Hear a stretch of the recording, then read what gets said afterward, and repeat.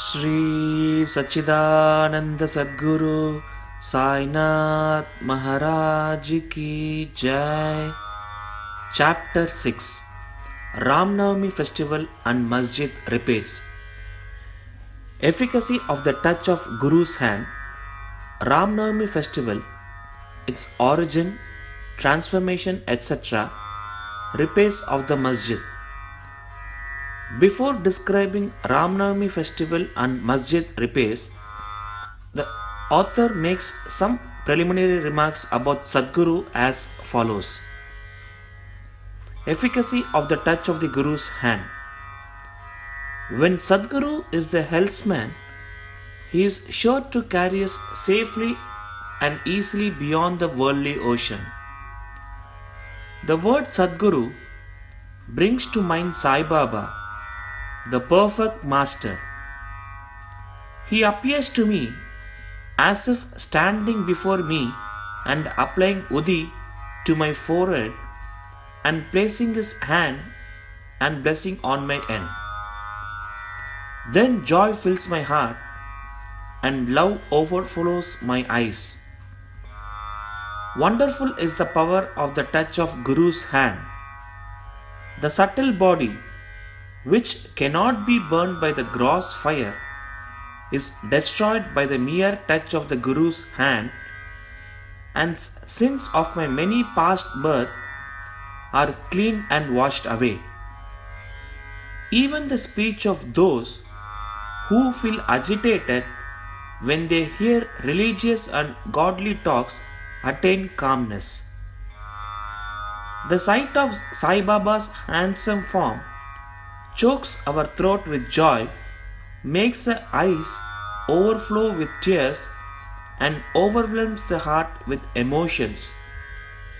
It awakens in us, I am He, Brahma, consciousness, manifests the joy of self-realization, and dissolving the distinction of I and Thou, makes us one with Supreme.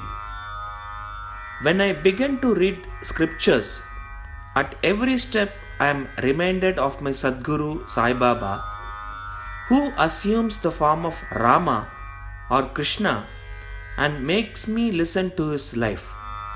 For instance, when I sit to listen to Bhagavat, Sai becomes Krishna from top to toe, and I think he sings a Bhagavat or Uddhav Gita for the welfare of the devotees. When I myself start to write anything, I cannot compose a few words or sentences, but when he of his own accord makes me write, I go on writing, and there is no end to it. When the disciple's egoism props up, he presses it down with his hand and gives him his own power, makes him achieve his object, and thus satisfies and blesses him. If anyone prostrates before Sai and surrenders his heart and soul to him, then all the chief objects of life, dharma, artha, kama, and moksha, are easily and unsolicitedly attained. Four paths, that is, karma, dhyan, yoga, and bhakti, lead us separately to God. Of these, the path of bhakti is thorny and full of pits and ditches, and thus difficult to traverse. But if you relying on your own Sadguru, avoid the pits and thorns and walk straight, it will take you to your destination, so says Sai Baba.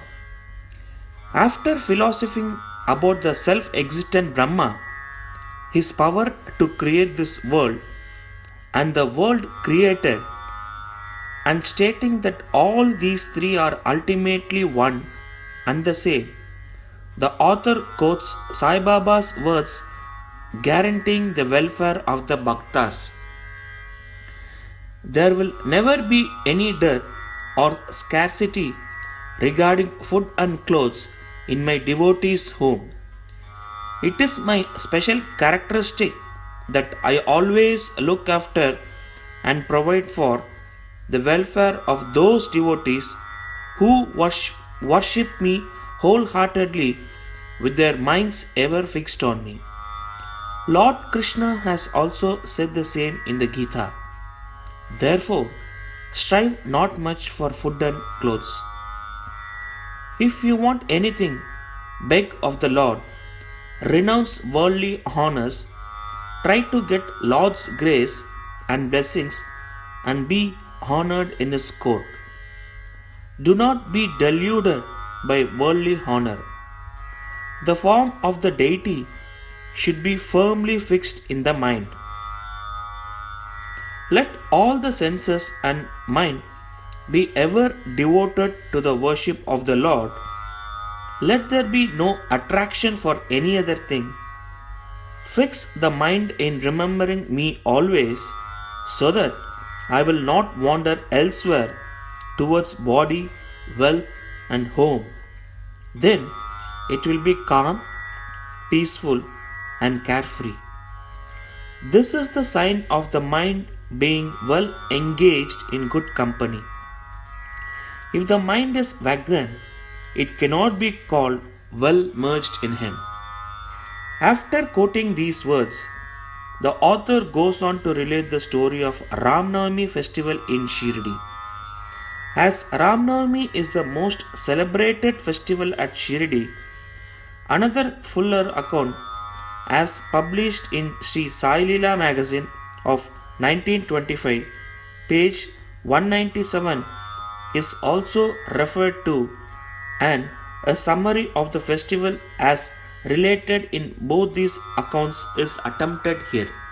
Origin: one Mr. Gopal Rao Gun was a surveyor in survey department at Kopargaon.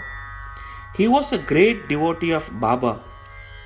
He had 3 wives but had no issue. With Sai Baba's blessings, a son was born to him.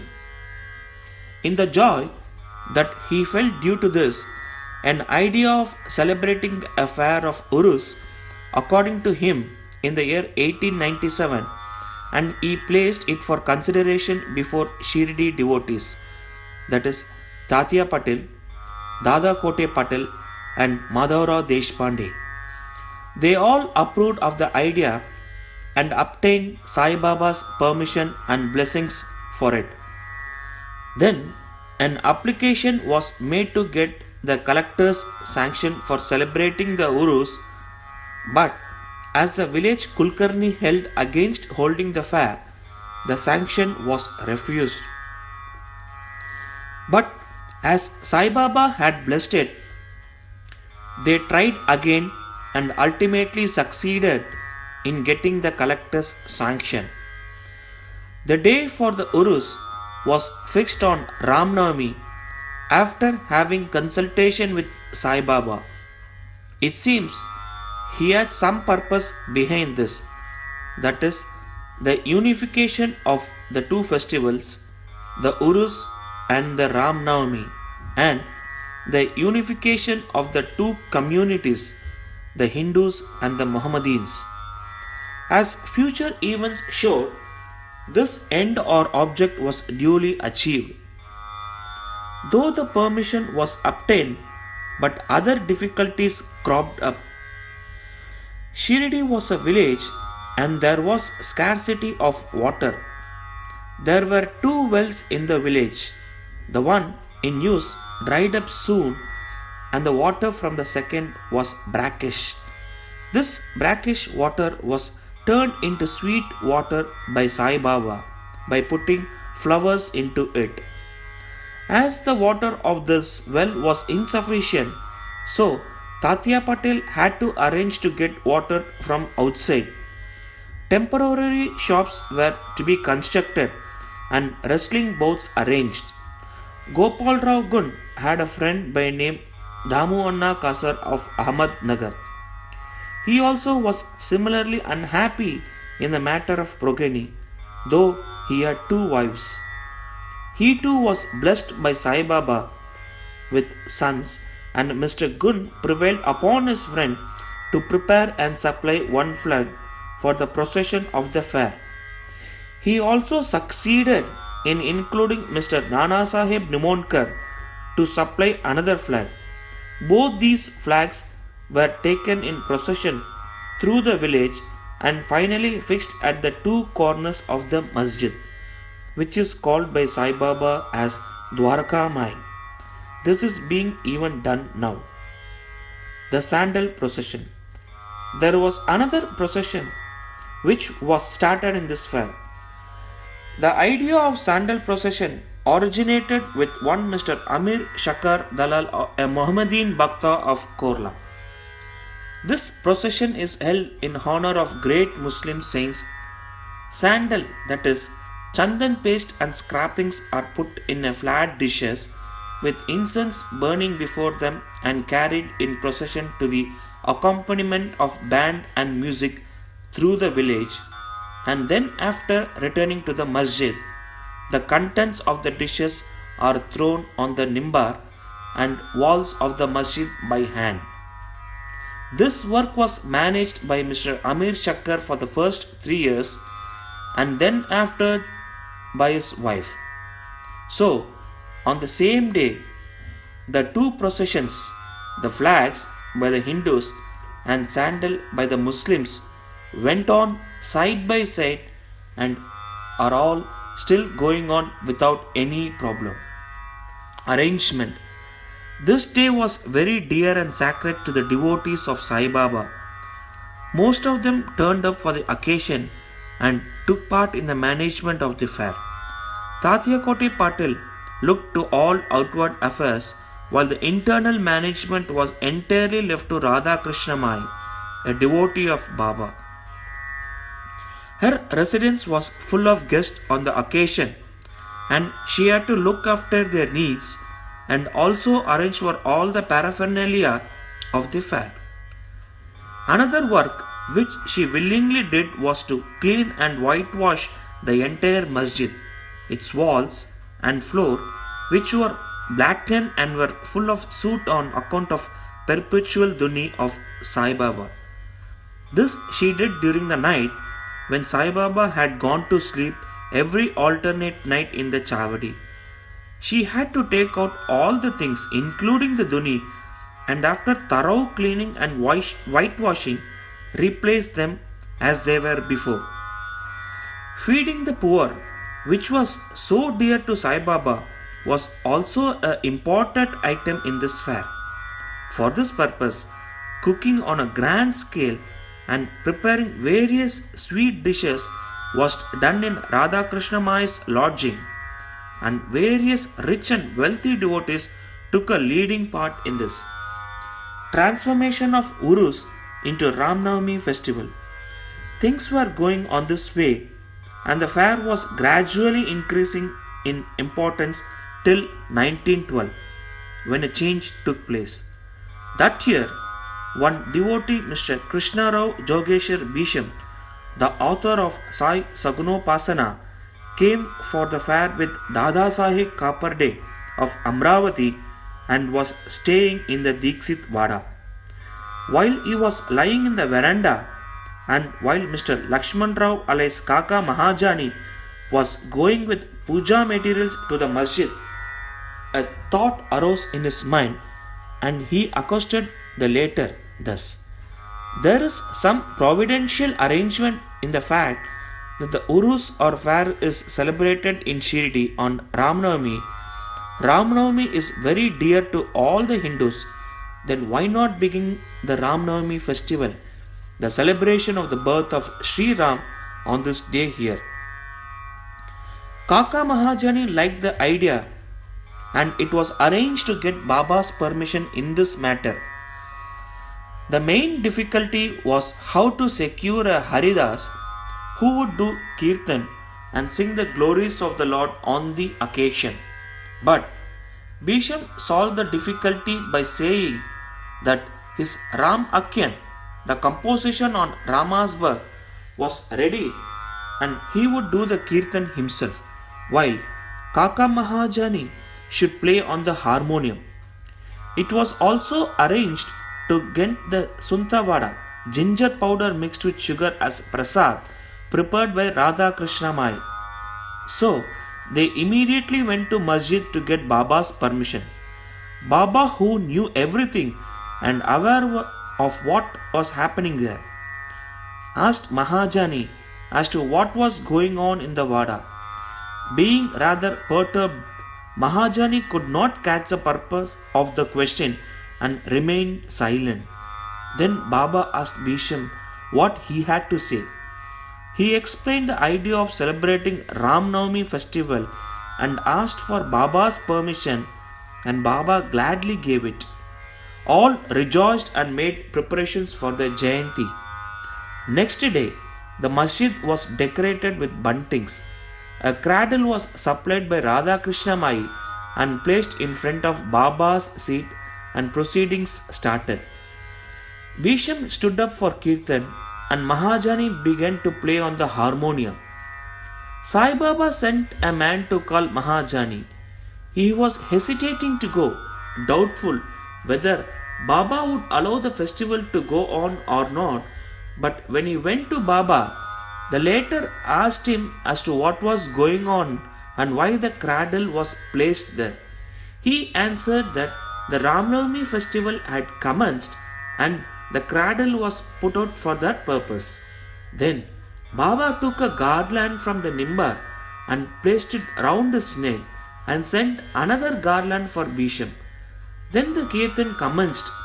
When it came to a close, loud sounds of victory to Ram went up, and gulal, color powder, was thrown up all around amidst music band. Everybody was overjoyed while suddenly a roar was heard. The red powder thrown promiscuously went up and somehow fell into Baba's eyes. Baba got wild and began to scold and abuse loudly. People got frightened and took to their heels.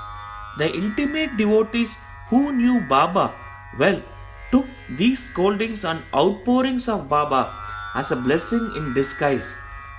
They thought when Ram was born, it was proper for Baba to get wild and enraged to kill Ravan and his demons in the form of egoism and wicked thoughts. Besides, they knew that whenever a new thing was undertaken at Shirdi, it was usual with Baba to get wild and angry, so they kept quiet.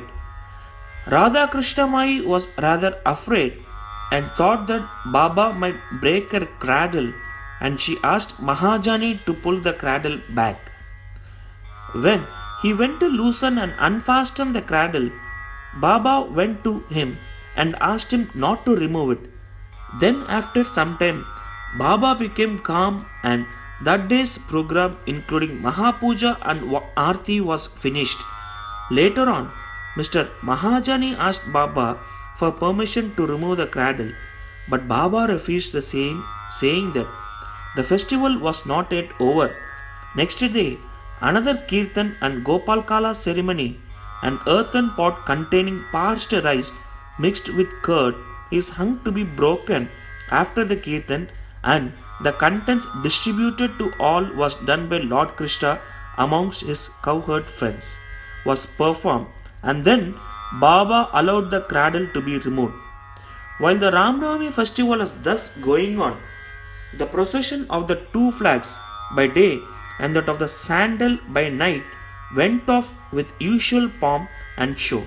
From this time onwards, the Urus of Baba was transformed into the Ramnavami festival. From next year 1930, the items in the program of Ramnavami began to increase.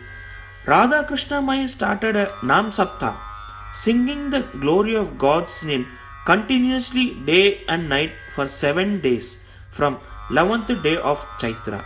For this, all devotees took part by turns, and she also joined it sometimes early in the morning.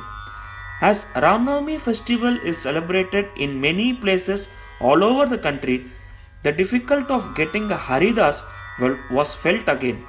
But 5 or 6 days before the festival, Mahajani incidentally met Balabua, who was known as modern Tukaram, and got him to do the kirtan that year.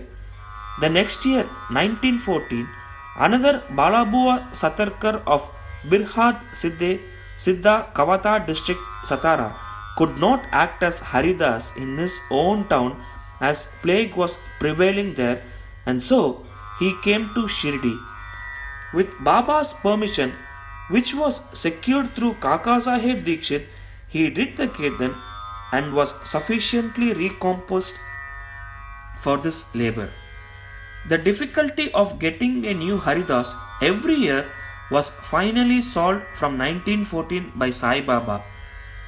He entrusted this function to Dasganu Maharaj permanently, and since that time he has been successfully and creditably conducting that function until now. Since 1912, this festival began to grow gradually year by year. From the 8th to 12th of Chaitra, Shirdi looked like a beehive of men. Shops began to increase. Celebrated wrestlers took part in wrestling bouts. Feeding of the poor was done on a grander scale. Hard work and sincere efforts of Radha Krishna Mai turned Shirdi into a Sansthan. Paraphernalia increased. A beautiful horse, a palanquin, chariot, and many silver items, utensils, pots, buckets, pictures, mirror, etc. were presented. Elephants were also sent for the procession. Though all this paraphernalia increased enormously, Sai Baba ignored all these things and maintained his simplicity and modesty as before. It is to be noted that both the Hindus and the Mohammedans have been working in unison in both the processions during the entire festival, and there has been no confrontation or quarrel between them at all so far. At first, about 5,000 to 7,000 people used to gather, but that figure went up to 75,000 in some years. Still, there was no outbreak of any epidemic disease nor any riots worth the name during all these years. Repairs to the masjid. Another important idea occurred to Gopal Gund just as he started the Urus or fair. He thought that he would repair and renovate the masjid. So, in order to carry out the repairs, he collected stones and got them dressed. But this work was not assigned to him. This was reserved for Nana Sahib Chandraukar and the payment work for Kaka Sahib Dikshit. Initially, Baba was unwilling to allow them to have jobs done, but with the intervention of Mahalsapati, a local devotee of Baba, his permission was secured. Baba took a small gatti for a seat, discarding the usual piece of sackcloth used till then. In 1911, the Sabha Mandap was also put in order with great labor and effort. The open space in front of the masjid was very small and inconvenient. Kaka Sahib Dikshit wanted to extend it and put a roofing on it. At great expense, he got iron posts, pillars, trusses, and started the work. At night, all the devotees worked hard and fixed the post. But Baba, when he returned from Chavadi next morning, uprooted them all and threw them out. Once, it so happened that Baba got very excited, caught a pole with one hand and began to shake and uproot it, and with the other hand caught Tatya Patel's neck.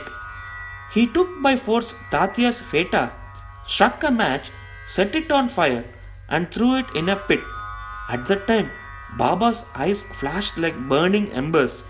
None dared to look at him. All got terribly frightened. Baba took a rupee from his pocket and threw it there, as if it were an offering on an auspicious occasion. Tatya was also very much frightened. None knew what was going to happen to Tatya, and none dared to interfere. Bhagoji Shinde, the leper devotee of Baba, made a bold advance, but he was also pushed aside by Baba. Madhavrao Deshpande was also similarly treated, pelted with brick pieces. So, all those who went to intercede were similarly dealt with. But after some time, Baba's anger cooled down. He sent for a shopkeeper, got from him an embroidered veta, and himself tied it on Tatya's head as if he was being given a special honor. All the people were wonderstruck to see this strange behavior of Baba. They were at loss to know what enraged Baba so suddenly and what led him to assault Tatya Patel and why his anger cooled down the next moment. Baba was sometimes very calm and quiet and talked sweet things with love, but suddenly, with or without any reason, got enraged. Many such incidents may be related, but I do not know which to choose and which to omit. I therefore refer them as they occur to me. In the next chapter, the question whether Baba was a Hindu or a Mohammedan will be taken up, and his yogic practices and powers and other matters will also be dealt with. Bow to Sri Sai, peace be to all. Sri Satchidananda Sadguru Sainath Maharaj Ki Jai.